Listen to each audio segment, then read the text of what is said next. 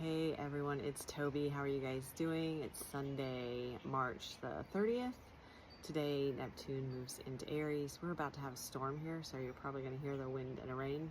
And in just a moment, the tree frogs are starting to sing. So I wanted to check in with you guys to see how you're feeling, and also to note a couple of things as a follow-up to the last channeled message that I shared. And this was about the changes in the New Earth frequencies and how the Sun and the Earth are working in conjunction with humanity in our triple ascension, I guess. And in light of all of the things that have been going on geologically and with the weather and natural disasters and everything, it's really imperative for us to remain aware of our energy and our perspective when we are witnessing those. And it is not to, in any way or form, to diminish the suffering that has come as a result of those things, the earthquakes and other natural disasters. However, if we go into a space of, and we talked about back in the fall about joining in the suffering, right? Sharing in others' suffering rather than holding a space of love and compassion and support for those that are going through that. So it's equally important now for us to be able to hold that space of love for those that are enduring these really terrible events. And I hesitate when I say terrible, because the other part of this is to recognize that as hard as they are, and as hard as they are to witness, especially when there is suffering that coincides with them or is a result of it, it's so important for us to remember that they are purposeful, and that the message I received earlier about it was for us to remember that the earth suffers through these changes as well. And so instead of potentially going into a place of, Mother Nature is doing this because she hates us, the earth is doing this because we've harmed her, let's not go into that space. That's not going to be conducive for anybody. That's not going to help to raise the frequency and help to transmute the suffering or the pain, or even to assist in the recovery after these events. But if we can stay in the frequency of love, and we can stay in the frequency of compassion, and stay in the frequency of compassion and love for Mother Earth as well as for humanity and nature that are affected by these events, then we not only are we staying in our heart space, and so that's helping our individual frequency, but we're sending that frequency out to those who have experienced these events. And we're also, as we are holding that frequency for Mother Earth as well, it helps her to heal more quickly, to transmute those energies that she is releasing through these events.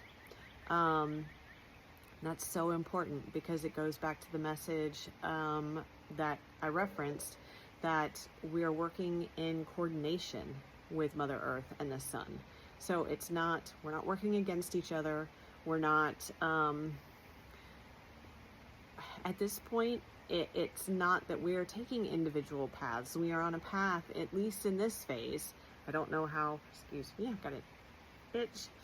I don't know how that might change in the future, but for right now is all that really matters.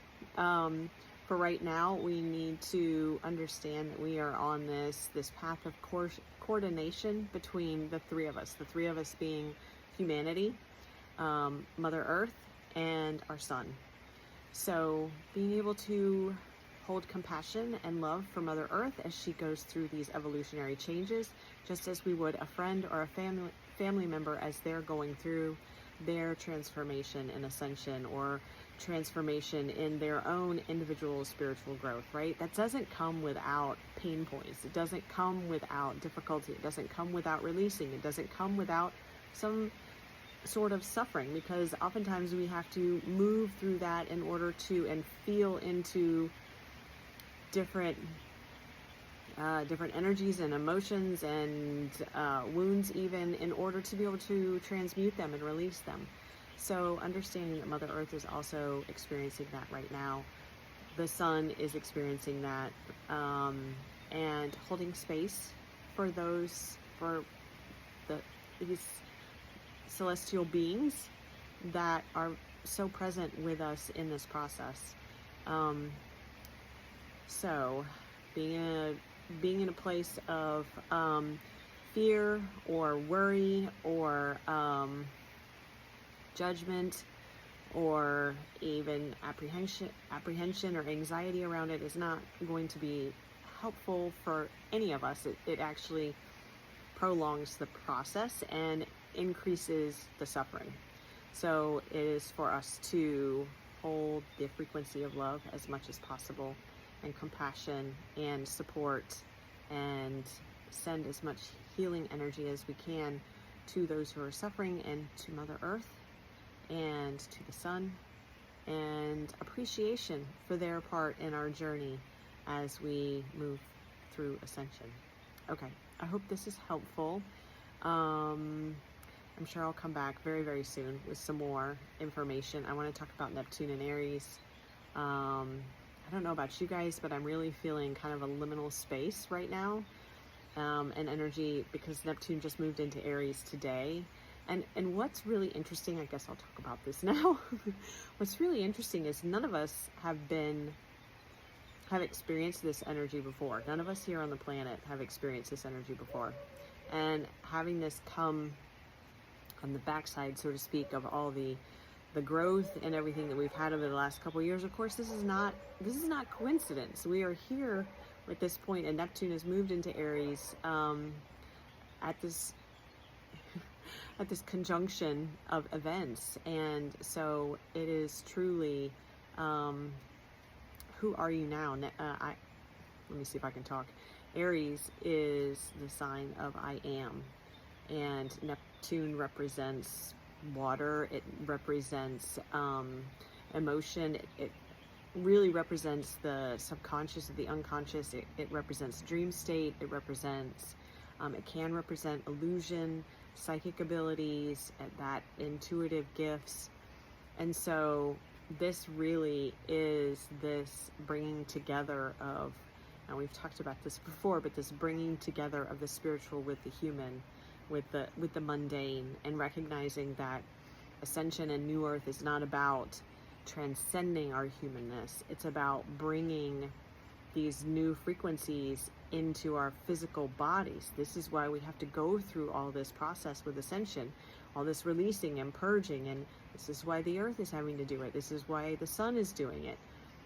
It's not about leaving our human bodies. It's not about not being human. It's about being human in this elevated state. I hate to say elevated because it implies some sort of hierarchy, but elevated as far as frequency. And so Neptune and Aries is I am these bringing a level of consciousness to the unconscious. And that's what awareness is about, isn't it? So I am spiritual. I am, not only am I human, but I am this spiritual being. I am my intuitive nature. I am an energetic being as well. I am that which you cannot even see, but I am that. So it's going to be a really, really interesting experience for all of us. And I would say if you're feeling that same sense of kind of being in a void space right now, allow yourself time to adjust. Don't judge that at the experience of Neptune and Aries just by how you feel over the next couple of days, because we have to adjust to this. This is brand new, and our bodies are going through this adjustment process anyway with all the changes and with Ascension. So yeah, okay, well that's it for now. I will be back soon, and I'm sorry if the camera's shaking.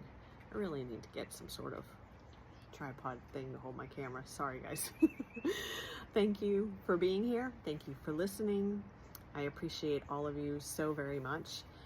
If you have questions for me, if you're interested in working with me, please see the information in the description box below. Sending you guys big love, and I will talk to you soon.